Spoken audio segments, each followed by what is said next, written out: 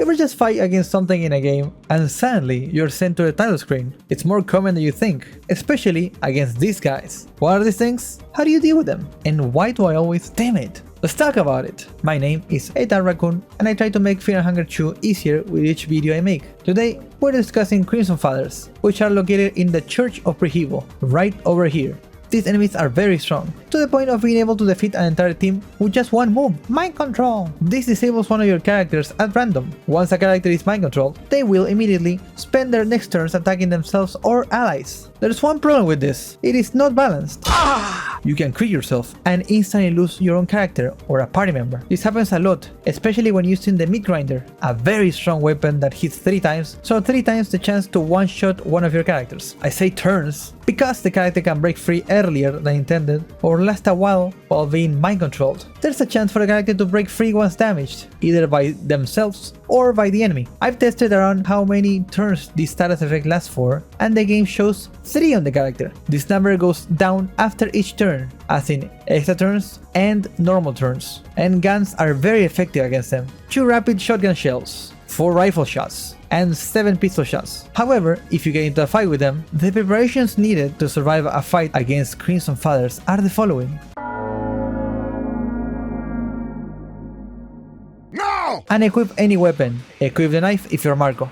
Equip the strongest physical resist armor you have, for example, the Bremen armor set. Any amulet with healing will help a lot, as well as physical resist such as the Ring of Wraith, the Lichmonger, the Ballistic Shield, and others. Heroine lasts 3 map changes, so you could have the full effect of it while you clean this place. Get an extra turn to damage yourself more and break free from the mind control. And first turn is the most important one. During the first turn, your best bet will always be throwing glass shards to the Crimson Father's head. There's a chance they will connect, as well as another chance for them to blind the enemy. If both checks connect, then you're good to just win, since Crimson Fathers won't transform to their most powerful version. Plus, you won't be mind controlled. If one of them didn't, then you will have to tank a few hits. As you are in this state, you will be okay as long as you follow the previously given tips.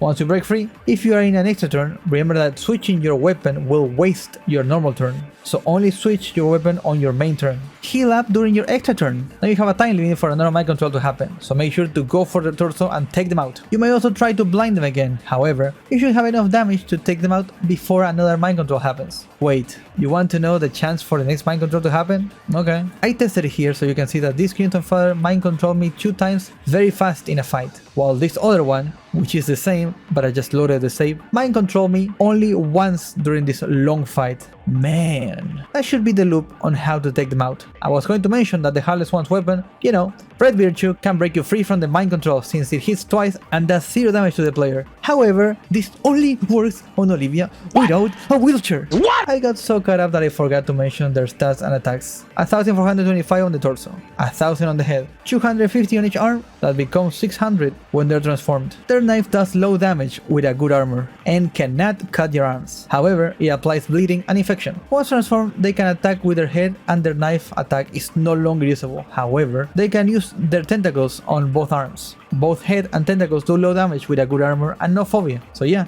normally they only have 2 moves, Occult Dagger, Mind Control, and once transformed, Gaping Bite and 2 tentacles. Careful with your phobia. I always recommend going for the torso and applying some sort of DOT effects such as poison, bleeding, or fire. Of course, I have been explaining all of this with the knowledge that you'd be fighting them alone in the hardest difficulty of the game, Master Mode. But if you are in normal mode, go ham with all those glass shards and use all the guns you can to avoid them. Resources aren't as important in normal mode as in Master Mode, so these are definitely worth taking them out so you never get into an accidental fight. Do not avoid them. Take them out and clean the areas so you don't have to worry anymore. Thank you for watching the video. If you enjoyed it, then make sure to like and subscribe. Leave a comment for anything you'd like me to cover in the future. Bye bye.